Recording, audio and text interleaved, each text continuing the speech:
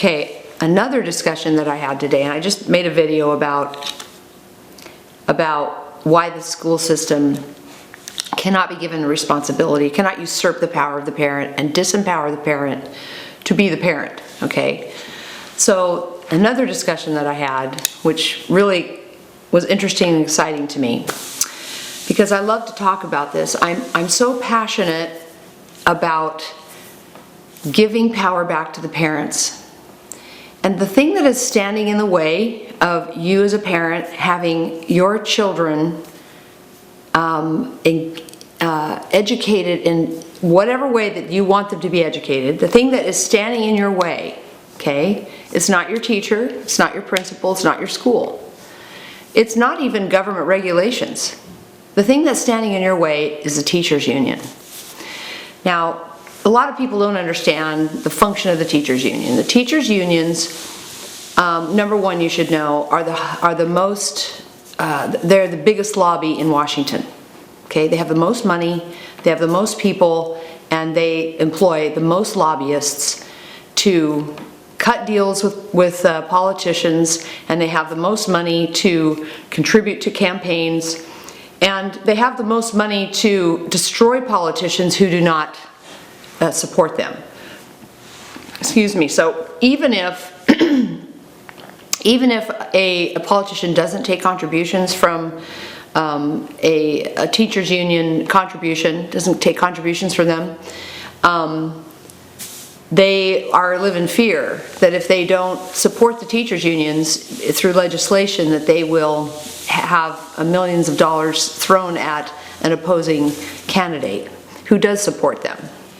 So why does this matter to you at the local level? Well, the teachers unions contribute to school board campaigns and candidates, and those candidates are, totally influenced by union contributions.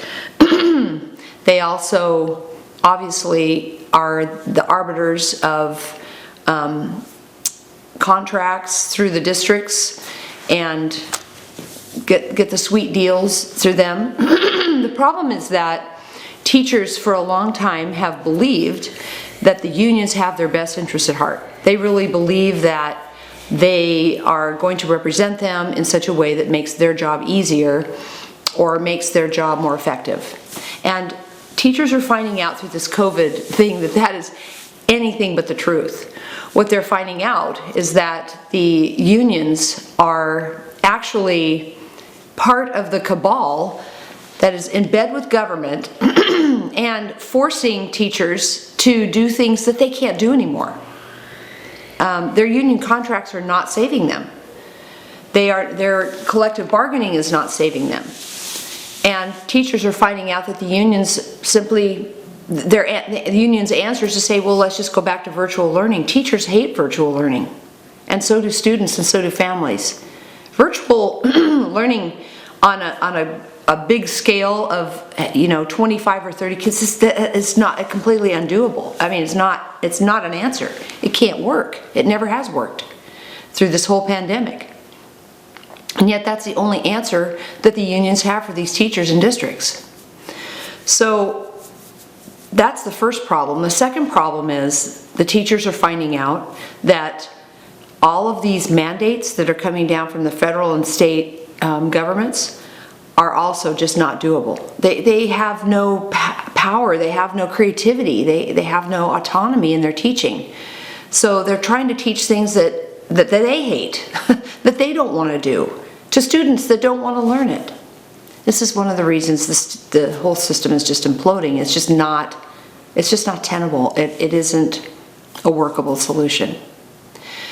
Now, the unions do represent teachers, but they do not represent students in any way. They certainly don't represent families, and they don't represent administrators. Unions represent themselves. Unions represent a system of forced dues, right? Did you know that in almost every state, if you become a teacher, you are forced to pay union dues? You don't have an option. You can choose one of two unions, the American Federation of Teachers or the National Educators Association, AFT or the NEA. you have to give to one of those associations. You have a choice. And there isn't a Republican candidate that receives a dime from any of these institutions. So you are contributing directly to candidates that you probably, as a teacher, do not agree with. Now, many teachers are on the left. They've been indoctrinated in leftist educational programs in colleges now for several decades, so most of them don't disagree with that. But if you are a teacher who believes in this country, believes in the greatness of this country, does not want to teach revisionist history, and does not believe in transgenderism policies, and I'm not bashing transgenders. I'm saying that the policies in schools where boys get to share locker rooms and bathrooms with girls has led to rapes and has led to assaults and has led to a whole bunch of other problems and sports and all kinds of things, okay? I'm not saying somebody can't be transgender. That's not what I'm addressing. I'm addressing the effect it has on the rest of the kids in schools, okay? Transgender policies, not people, all right? And you have, of course, the critical race theory that's become a really big problem.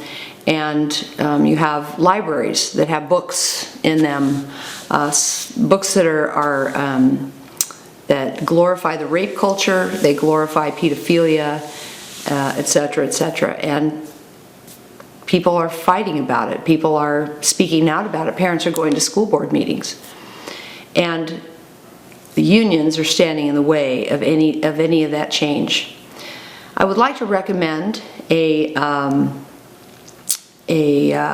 documentary, and it's called Waiting for Superman. And it's just Google it, or I'll provide a link to it. And it's about people who have tried to change the public system and found out that they can't do it because the unions have locked in the power. So this affects you as a parent absolutely every day, okay? You cannot control one iota, one word, one book, nothing in your child's school, because none of it is open for interpretation. It is all handed down by our federal government, through the state governments, right down to the districts and through the school boards. Nothing ever will change until we break the power of the unions. The way to do that is to remove your child from school, to find alternative means. The minute we do that, the minute enough of us do that, is when things will change.